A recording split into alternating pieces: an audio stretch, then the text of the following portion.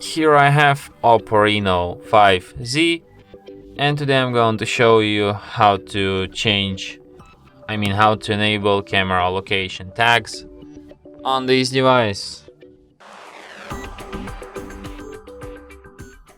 So firstly you have to open camera, then tap on the gear icon to access its settings, then enable location here. So that's how you can easily switch this feature, and yeah, now every photo and video you take will be marked with its location. And that's it. Thanks for watching. If you find this tutorial useful, don't forget to hit that like button and subscribe to our channel.